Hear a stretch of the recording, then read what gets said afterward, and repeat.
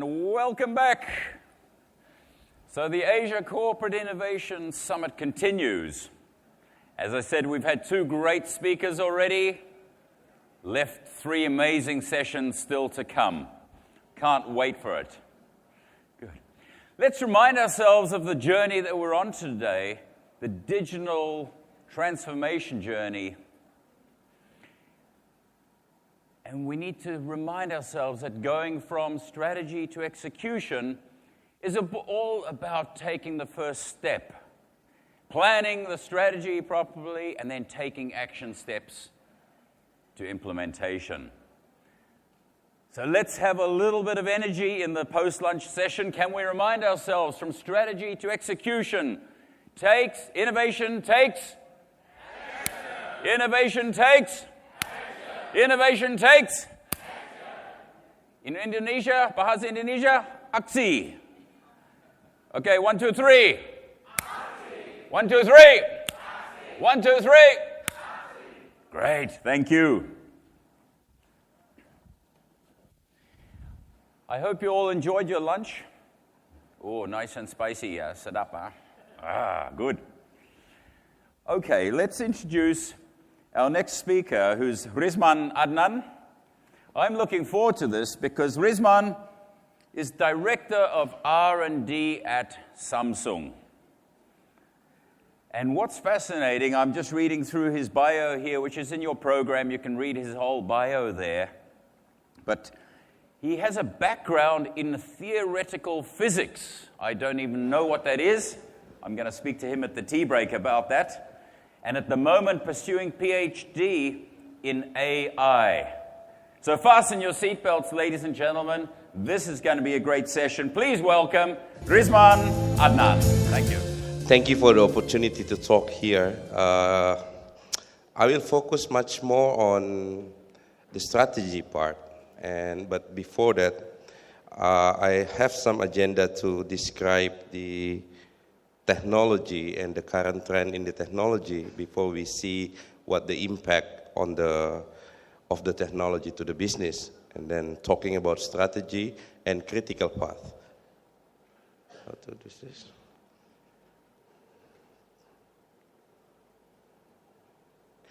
Okay, so this is my outline. So a little bit background about me. I spent 10 years in Microsoft before, and then before joining Samsung. In Samsung, I get hired as a R&D, software R&D, to bring new capability to our overseas R&D center. We focus at that time for middleware technology and also with artificial intelligence. So this is also closely related to transformation at the time, because when we first have the team is not ready. So we have to do a lot of things to make sure that the strategy that we define also implemented and run but executed by our team. Clickernya nggak ada. Okay. So let me start by technology evolution. So if you see around, maybe some people see revolution, but in Samsung we see it as an evolution. If you imagine the computer in 1946 and 2017, more than 50 years evolution of the computer, now all people bring computer at that big in their phone, maybe bigger than that one. So this technology is actually happened because of many things, starting from semiconductor technology, display technology, storage technology, etc. And all of this thing happen iteratively. So in technology area, there is nothing actually leapfrog forward too far. It's all based on previous experience or previous achievement, and then move forward based on research result.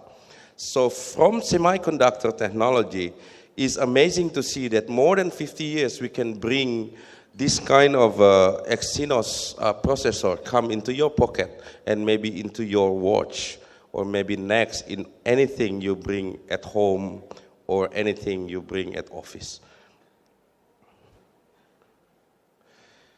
It's also happening in software, nothing fancy. If you, I start programming actually on the green screen. So at that time, I have project in banking to make application with green screen. We call it 3270 protocol for the screen. Green screen running in mainframe.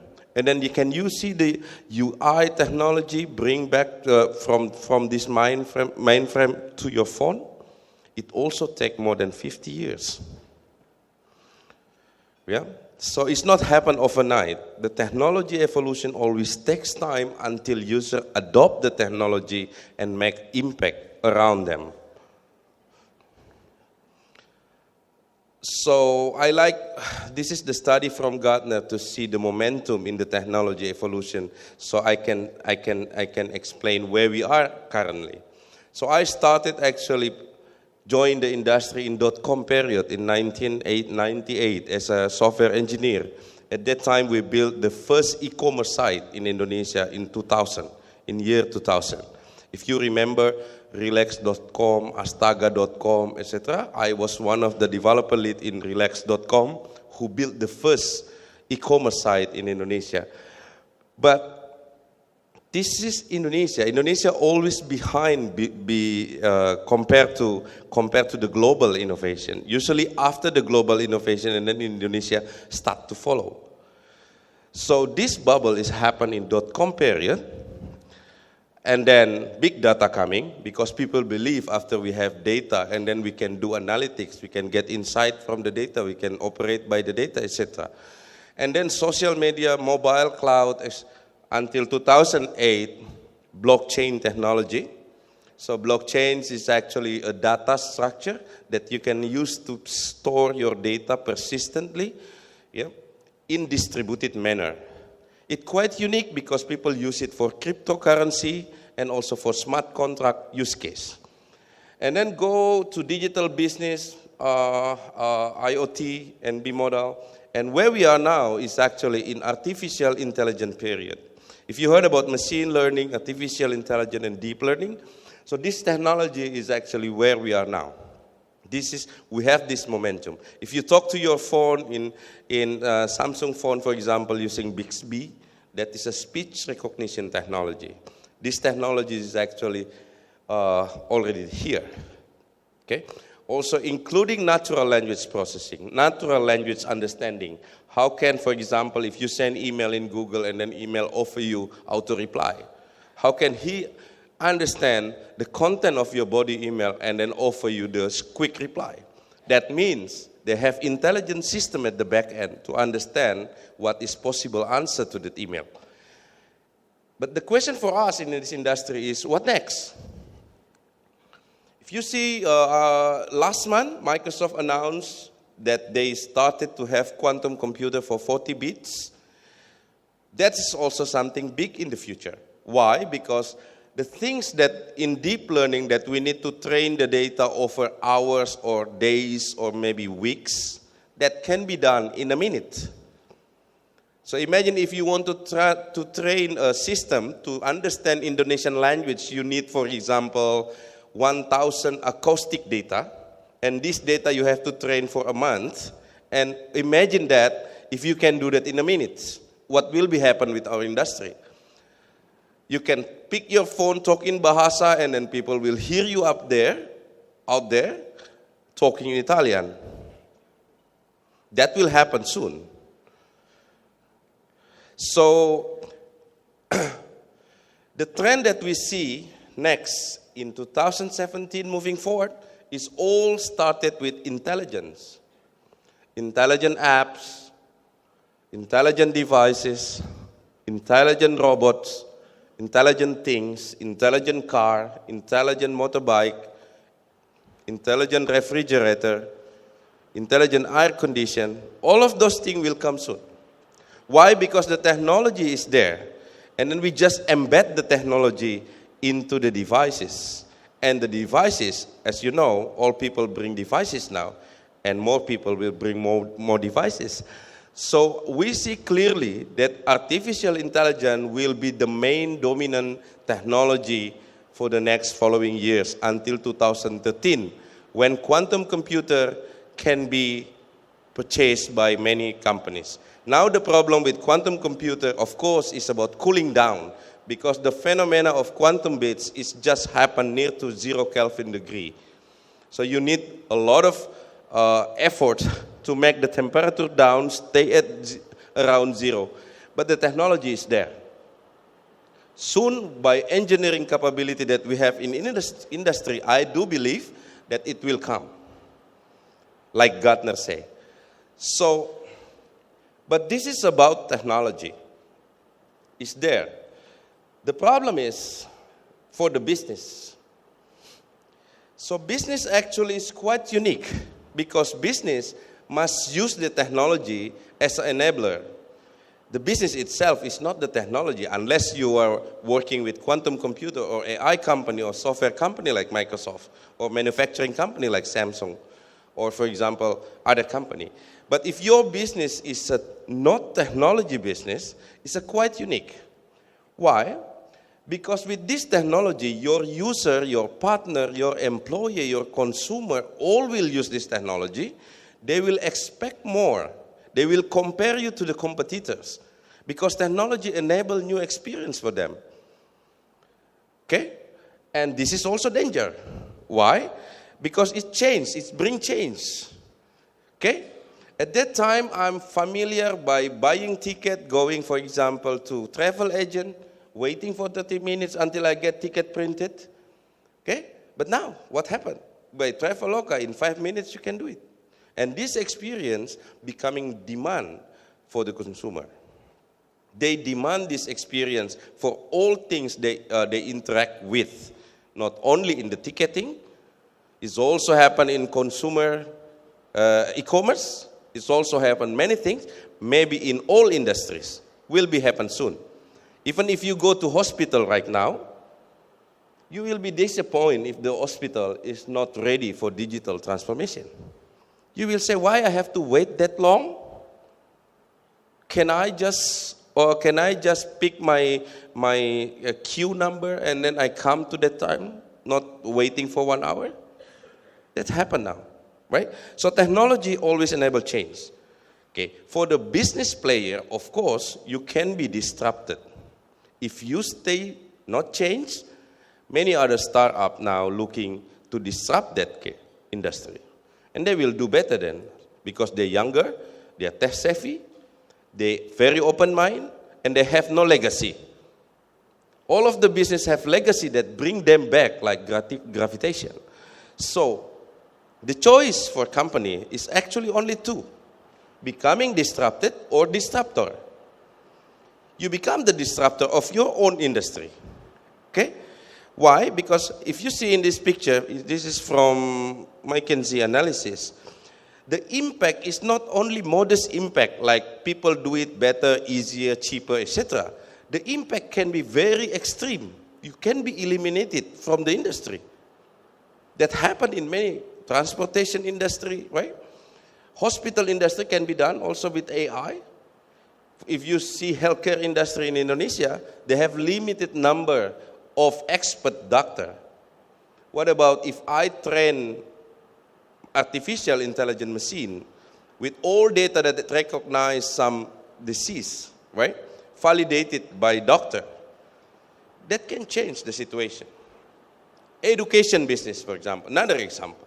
If I see around the country, education business in Indonesia is just property business actually. It's not education business. Try to look on Google, search online education like Udemy, Coursera, Udacity. You can learn from Stanford, from MIT, from Princeton University by just have internet access, and it's free. And how come local education business can survive in the next 10 to 20 years? They can't. They can't. So, my call in this talk is actually, I want to send message that if you want to stay in business, you have to make radical changes. Means, at the core of your business should be changes. It's not partial changes. Otherwise, you will be disrupted. For example, in retail industry, if you see like many companies try to make online ordering, but they still keep the store, offline store operating. And can you imagine the organization structure, the discussion, the argument they have inside the board meeting. Okay? So they don't want to take the risk. They just want to make experiment.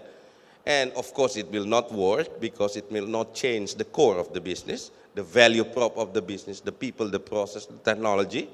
So nothing will be happen. And they will easily be distracted by newcomers who even don't know the industry. So this is not only happened now, it's happened many times in IT industry. If you see how many companies in IT is just eliminated just like that because of the innovation.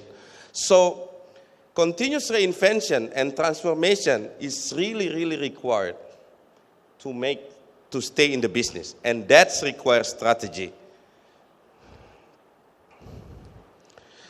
It's not about technology. Very far from technology. Some people say we are a digital company because we have IoT, but if you look on the IoT scenario, it's just to open the door. I don't think so. Okay? So it's not because we as companies acquire technology and becoming digital. But the strategy should have maturity, should really impact the business. Should really have scope and objective priority of the business. The people are skilled up to run the business with technology. The leaders, this is also very important. The leaders should understand technology, not just like a tools, but at the core of the business. And culture also need to be set up. And of course, the last part is very important. It should be top down. If the management team is not there to make the change, no company can do transformation or reinvention. Because the call is a number call. The discussion will be business discussion, not technology discussion in the boardroom. So this actually from MIT Sloan Management Review. You can download PDF, it's free. Just search the title of the study, and then you can read more detail. But this is the summary. So you need strategy. You have to define scope and objective. You have to skill up your team to work on the strategy. You have to have a good leader who understands technology. And also you have to make a cultural norm to make it normal in your company. So another study about maturity. If you ask, my industry is not affected by this transformation. I think you may true, because if you see here, the digital maturity index of company like construction and real estate is very low. But can you imagine their partners, their employees, what they think about their company if they're still using paperwork? If they want to fill a form, they have to print the form and then get approval, etc., etc. Can you imagine their experience? Do they want to work with you? Of course not. Why? Because simple with Google Form, you can up and run a form and then asking them to fill the form. Why you have to print it? So even for simple things, all companies in IT, telecommunication, entertainment, professional service, they have strength and weakness. If we say that IT and technology company have higher digital maturity can survive, it's not also true. Can you imagine how Nokia down by only less than 3 years? Or Sony, other business? So even at the top of the pyramid, we are not safe from the disruption. So we have to keep reinvent. So this study is from MIT Sloan. They review about 4,000 companies, and then they make a maturity level of the company in terms of transformation. Let's see more insight. So, from this study, they say that strategy is really important to drive the maturity. Otherwise, it's just another procurement of technology. Like people buying IoT in office, etc. It's just like that. But strategy need to be defined by the leaders at the first. And many other strategy I will share later. So, but the early stage, most of the company found it, based on survey, that they focus on customer and productivity-driven strategy. So they define what their customer demand, and then they look back what technology can help them to make sure the customer experience is good. And later, they measure the productivity, and then they measure the ROI by the productivity. At the next stage of maturity, company thinking of vision, of innovation. They want to do something new to impar or to outnumber the competitors. And at the last level is maturing. It means that they already have transformative vision. They can reinvent their company anytime they want. But very rare company at that level. If you see in industry, in IT industry, only few company can survive more than 100 years, 50 years. Innovation Dilemma books say that, right? So like Microsoft, IBM, they survive for many years and they can reinvent themselves. When I was in Microsoft, I was having experience of the cloud transformation, and it's very hard. All of our salespeople just want to sell license. They don't want to sell subscription because they don't have good incentive if they just sell subscription. And business cannot transform, of course.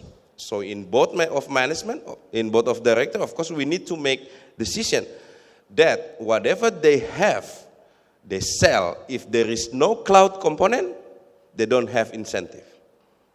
At that level, the transformation. So that kind of decision should happen at the leadership level.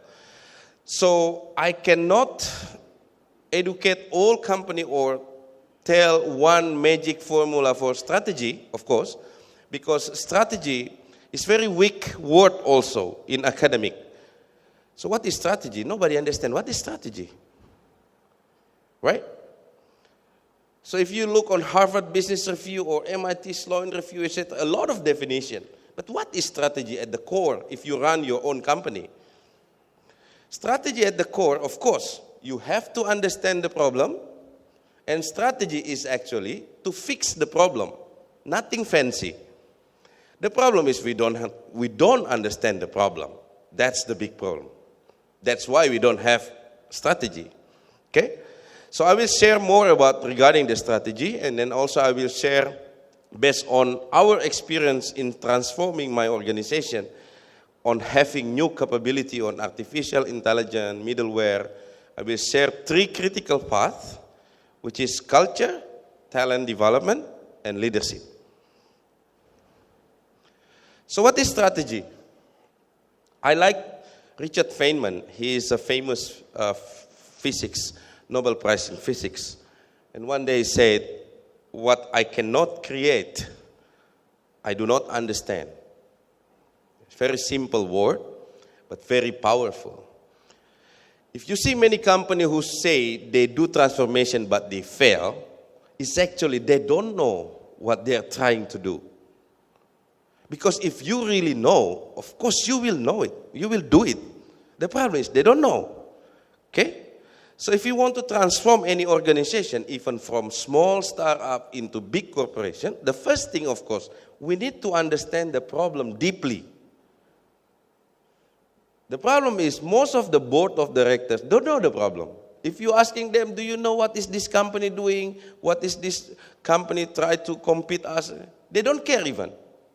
And how do you think the company can transform? It's almost impossible. So the first thing for me is understand the problem deeply. And of course, you need to have experts who can give you choice of solutions.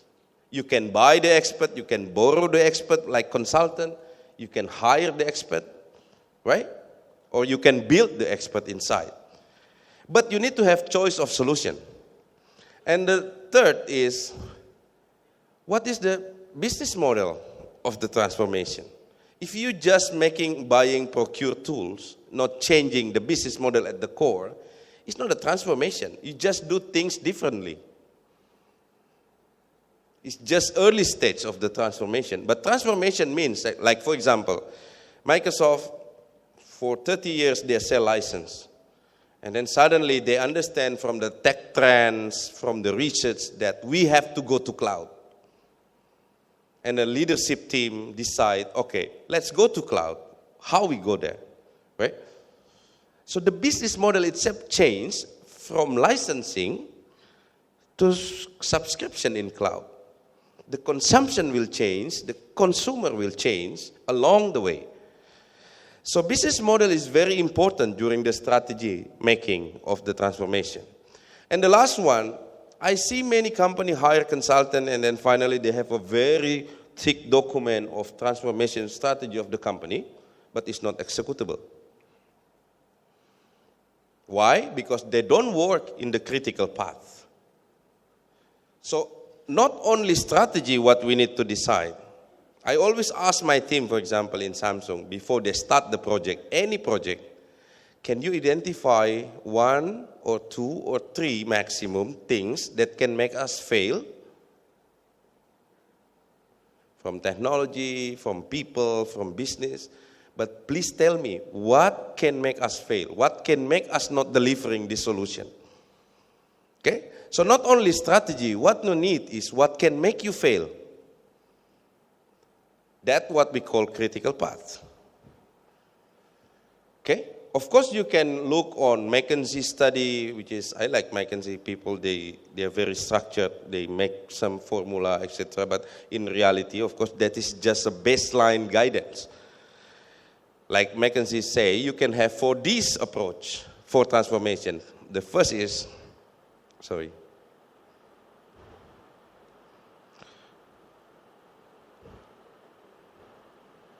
The first is discovery. Yeah. Discover. So anything you do is the discovery process. You have to read a lot, get insight, and from there, then you can define your ambition, your strategy, and business case. And then you design. You reinvent, you prototype new capabilities. And then you deliver. Without delivery is nothing. And second, you de-risk. So make sure that the risk is low financially and operationally. So I cannot, as I mentioned before, I cannot mention all of the strategy, but this is one of the strategy that I implement in my organization when we want to have new capabilities. I call it people-centric. If you look in Indonesia, if you run business in Indonesia, can you find one AI guy that I can hire 3 years ago?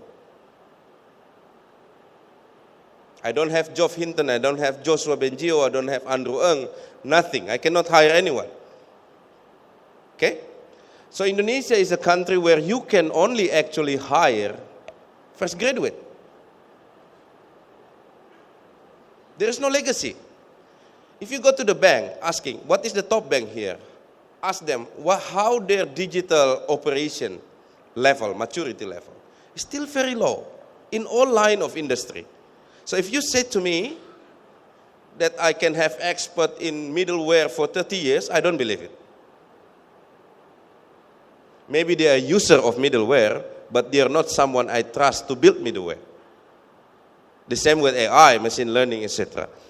So when I start to define strategy, I'm looking on my people and I look in their eyes one by one and say, how can I bring this guy to build something new that even myself cannot build? So I call it people-centric strategy. So first of all, we need to have leader who bring people from one place to another place. Maybe he himself not be there before. I was hired to Samsung where I joined Samsung before. It's not from R&D. I was technical evangelist. I learn technology, I understand technology, but I don't make technology. Right? So the first thing I do when I have to build AI capability is I put myself on AI. I sign up for PhD. I regret now, but I cannot move back because too many effort to do papers for PhD. But that's the way I pressure myself. So I can show to my people that if I can do, you also can do. AI is a very open field. You can learn from Stanford for free. Right? Only our ambition is the limitation. And after that, I cascade back what I should do with my people to make sure that they have this competence. And this is just some of the list. Like, first we have to have technology leader. Hiring right people is very important. Right people means Sometimes if I see people posting job in Indonesia, they have this experience, this experience, this experience, this. Too many. You don't need that much, right? But what you need at the core is a learner. You can't hire expert in Indonesia. In Samsung, we have a software certification test. Is at the level, advanced level. I have 0 probability of professional passing the test. 0. So this market have no legacy on that industry, right? But it doesn't mean Indonesian people cannot. It doesn't mean. The thing that I found in Indonesia, they are hungry to learn. As long as you create environment for learning, they can do it. Now we have a lot of people advanced level certification in Samsung from Indonesia. Okay? And don't underestimate the universities too, because everybody knows university sucks. But don't underestimate young guy, hungry to learn, and willing to pay the homework, or willing to do the effort. They can do it. Organization culture, of course, you have to set. Onboarding process. Some people join the company, just join, sitting there, nothing to do for 3 months, and then suddenly working with us. So we don't do that. So a lot of these things is actually we do. We do it very carefully. That's what we call people-centric strategy. Now I have my AI engineer on speech. Now I have NLP guy. I have a computer vision guy, and I'm happy. Okay? In terms of that, I'm happy. In terms of my PhD, I'm not really happy because it's very slow. Okay? So there are 3 things from all of this list that I identify as a critical path. First is leadership. We are a country where we always respect the leader. But somehow I think that we don't position the leader to be a leader, right? Because we prize them too much. They have to show the leadership value among the team. Some people say, if you work in a company like, they are CTO, but they never code. How come? How come they make a judgment decision if they never see complexity at the core, right? So that kind of things we think as a very critical. So in Samsung, we see this as a very critical part. Our leadership team should be united to make a change, to do transformation. Our culture should be set up. And I will tell more about these 3.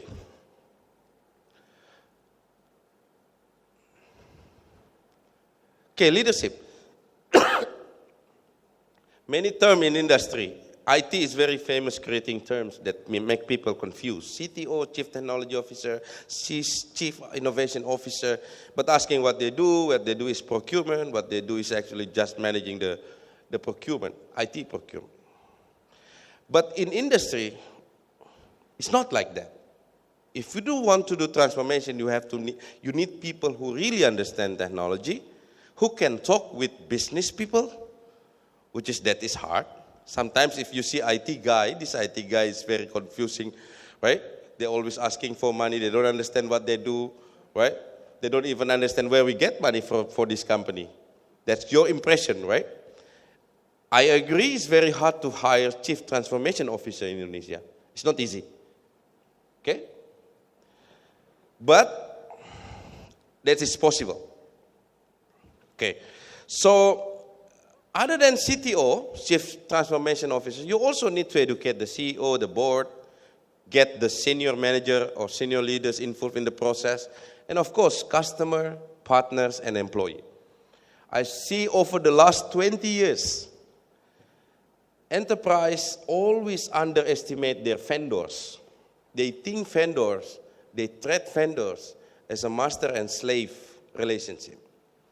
But I tell you, your vendor may be your biggest competitor in the next 5 years because they know your business better than you. They are actually do the technology, right? They actually know more than you. Why? Because you're asking them just to big software. Okay, make this software for this, make this software for this, make this software for this. Lately, they learn, this industry still sucks. I can disrupt. And that's happened. This happened in this country.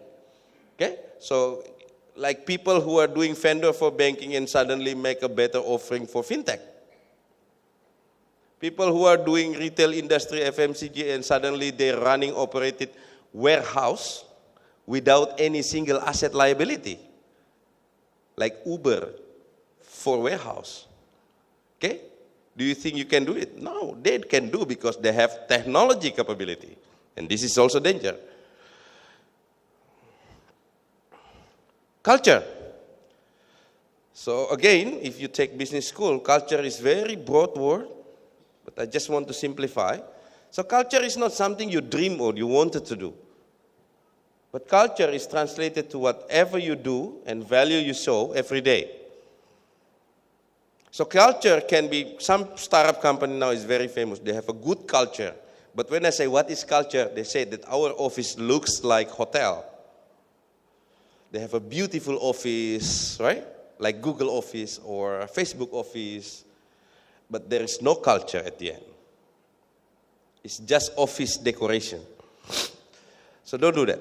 Culture is what we do when even no one looking, even your manager, your director is not there, they still do.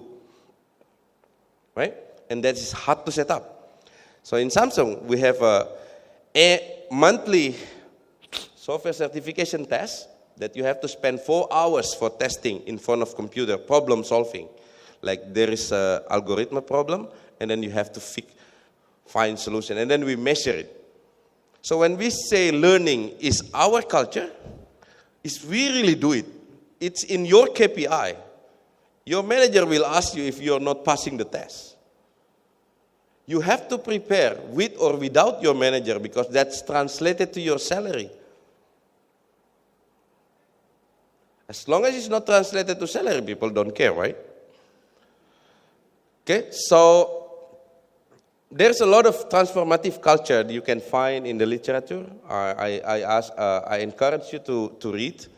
Sample of transformative culture, for example, like strong purpose, share purpose, weak, distributed decision making, etc., continuous learning, learn, unlearn, relearn. So that kind of culture is not only slogan. This kind of culture must be translated in daily activity, then you say culture. In my organization, our culture, everybody must remember. Our culture is fast, focus, alignment, scientific, and talent. So talent development. So this is my last slide. As I mentioned before, there is no legacy in the market. It's a very fresh market. If you go to any industry, they still do it conventionally. From healthcare, education, finance, etc., right? So it's very hard actually to hire. Because if you say expertise in Indonesia, and I can prove my statement, actually they only learn for 3 months and they repeat the experience for 20 years. It's quite hard statement, right? But that's happened. For example, accounting job. With the technology that we have now, accounting software become very easy, right? So maybe you can learn accounting for 3 months and then you repeat your experience as accountant for 20 years. The same with software development. Sometimes I interview people with very long CV, but I am asking simple problem solving, they cannot ask. So what you learn? They say, I learned these tools, That's just a tools. You are not problem solver, right? But that's happened anyway. They can still survive in the market. So be really careful when you define your vision to hire, right? Especially nowadays, where people will have a talent war in the country. So Matt, the first thing we do is actually make an anchor hire. Hire the celebrity. Hire the top notch, who you believe can make a change. Okay? Of course, it's not many people. But after that, you can reimagine your recruitment. If you have the anchor. For example, one of my friends running a big startup here, well-funded startup, he hired people, all veterans from Microsoft. for 26 experience in software development. Maybe he cannot code anymore. He didn't want to also. But he can build people who can code at the Microsoft standard. Right? So anchor hire is really important. Imagine recruiting. Many people start to recruit, hire what you call headhunter, yeah? Because they don't understand LinkedIn. Right? With LinkedIn Premium, you can have your internal headhunter. Right? The problem is not there. So reimagine recruiting, we really mean it. Because now we don't have problem with actually recruiting in Samsung. Not because the brand or something. We still have a very hard test to pass. But we do it smartly. Okay? We know that people are hungry to learn, and we educate them before they come to our tests. So they already prepared. Create a network or digital labor platform, etc. Many platforms like LinkedIn, etc. HackerRank if you are in software industry. You can use that platform to identify people who are good in algorithm, right? But put less weight on experience. That's my personal recommendation. Because the experience itself is not translated to what you need. Especially in my industry, software industry, right? If they say they are good in development, we need to clarify what is good in that statement. Are they a good problem solver? Or they just tools user? If I disconnect the PC from the internet, they cannot do anything? Please define what is it. Do they understand the underlying architecture of the technology, or they just use the tools or library? So we need to be precise on that. The second is treat your vendor better. Because maybe your vendor have a talent inside. That maybe they know more than you. And then, of course, last one, I see many trends regarding acqui-hiring. We don't do in Samsung acqui-hiring. But many startups now, instead of they hire, because the people, they don't want to get hired, so they acqui-hire. They buy also the company, and then they get the older people and the leaders. That's also work. And also becoming trend now for the local startup. So that's it. I'm sorry, this statement is not valid. I forget to change that because I'm not doing hiring now. So that is my last slide. So I think if we still have time, I'm happy to answer questions.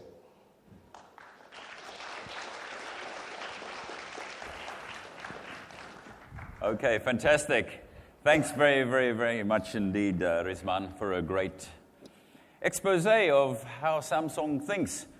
And I'm trying to think of a presentation I've ever sat through which contained the word suck so much. Clearly you have some issues with the industry. Good, a challenger, a provocateur. This is good. So as Risman said, it's Q&A time. So everybody, get to your apps, dial in there. Let's get the questions fired up. He's given us lots to chew on there. So what more do you want to know from him this afternoon? While you're doing that, I have a question for you. I enjoyed your evolution slide there. And you said the trend where everything is going is towards intelligent. Intelligent this, intelligent that, intelligent cars, intelligent motorbikes, which caught my attention because I'm a very passionate motorcyclist.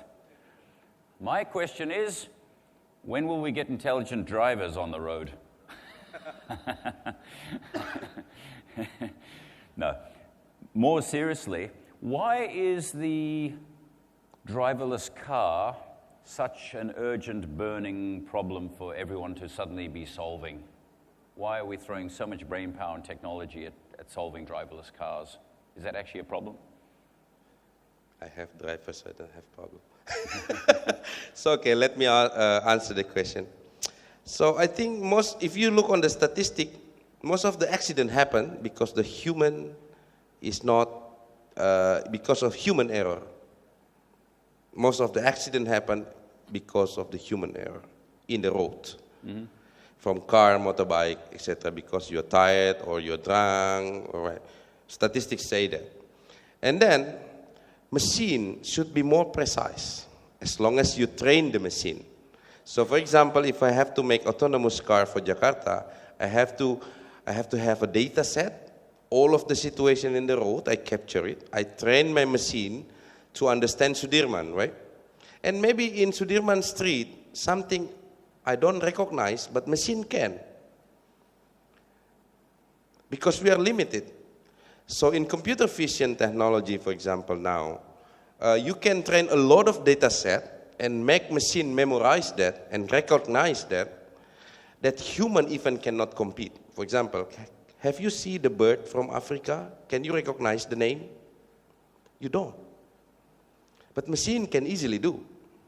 So AI now is working to make things that for human is easy, for machine was hard, but they make it easy for machine too now, including autonomous car. So for example, if I train my car regarding the traffic light, regarding the people who passing the street, regarding the road, the building, etc., which is we can collect the data and make the intelligent engine inside the car. They are smarter than my driver, for example. Of course, he will be smarter. And then don't worry, because you still have that control, yeah. But that happened in the automotive industry before, when we designed a car with horses in front. But I believe AI autonomous car will be there to replace. Yeah, it's certainly an exciting future. Well, it's not even the future. The future is already here. The future is the present, isn't it? Yeah. Good. Great. Audience question time. How can you find hungry learners to be your talent? Where do we find, or how do we identify those hungry learners? Very good question. What do they look like? Yeah. So I have one talented engineer. He studied in BINUS before.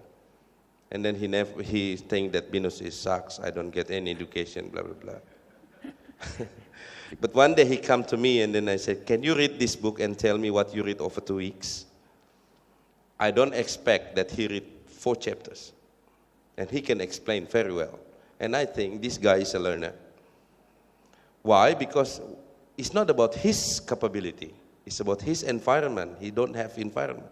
So when we hire him, he continue to be like that. And then he can be a top engineer within 3 years. And I do believe in this market, you can hire many learners. Is it an attitude? Are you hiring the attitude? Because they never see. And they even spend time at home to learn more once they get inspired.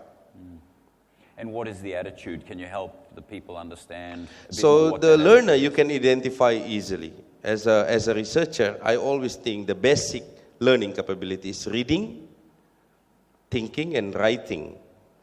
So the way I test my people is I ask them to read and make summary in writing.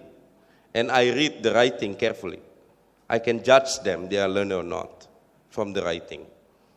So not only asking them to write, but asking them to read, but asking them to write. And then you know, this guy is a learner. I want him to be the team. If you buy experience, you will be disappointed, I guarantee, if you are in software business. Interesting, fascinating, in fact. Next one, how do you manage your R&D team to be inspired in doing their projects? So it's very important to know that R&D work is quite different with engineering work. So R&D means we have to deliver, let's say, we have to read more papers. And then we have to do some small prototype and then make the prototype working based on the latest R&D or research achievement, right? So I inspired them by telling them the best way that we can do in Indonesia is that nobody have done it before. So I said to my team, if you have 5 patents in your CV, and that's patent in US Patent Office, but you're working in Jakarta, that is breakthrough for me. If you're working, for example, in Apple R&D Center or in MIT, etc., it's daily life there. It's their job. But we never have that experience. So with that, they have courage, they have confidence that they also can do what other people do around the world. There is no limitation, and that's true. We proved that's true. Are you advocating, just based on your last couple of statements and answers, are you advocating that there's a big role for beginner's mind or zero learning in the tech field? Is there a role for people who are not domain IT specialists? As you know that I study physics, I even don't know what is computer before. Right. So when I graduate, I just use MS-DOS and then one programming language called Fortran. But I was shocked because people have database, browser, etc. after I get outside from the school. So I think technology now is very easy to get. Even if your background is psychology, for example, I surely believe you can be a good UX designer. Even if your background is, let's say, accountant, I do believe you can be a good data scientist. How do people make that jump? The jump is of course, first you have to be educated, and then the education now is very open. You can take course in Udemy, in Udacity, Coursera for free. If you need certification, you just pay by $20 to $50. You get certification from the top university in the world. So it's free. So it's just our ambition is the limitation, the real limitation. Great. And some recent interest in this question for you, Risman. How can we attract good talent in a small or not well-known, well-branded business or industry to help us disrupt ourselves? So I guess it's a two-part question in a way. Remember that when Bill Gates started Microsoft in 1975, he was less than 20 years old, right? But he can hire Paul Allen, his partner, is more mature than him, right? So people buy vision, people buy boldness, vision. So when you hire talent to join company, don't sell like this office is good, like Google Office or etc. It's not persistent. But you have to sell your vision that this guy will work with me because he believes what I believe. And that's hard also because sometimes as an entrepreneur, we don't really believe our business. Sometimes we are the weakest point in the chain because we also don't believe the business. If this business is not done, I have to find another work. So that's happened many times. But more of my colleagues that is a successful entrepreneur, they strongly believe in their business. And they will take any risk to make it happen. And people follow that. So it's creating buy-in really to the mission is what you're saying. Let people understand what the mission is. Yes. What's the ride that we're on, and do you Yes. want to be in on this ride, Yes. regardless of the branding of Regardless of the company. brand, etc. Even if you are one-person company just starting up, Yep. if you can sell that, I think it will work.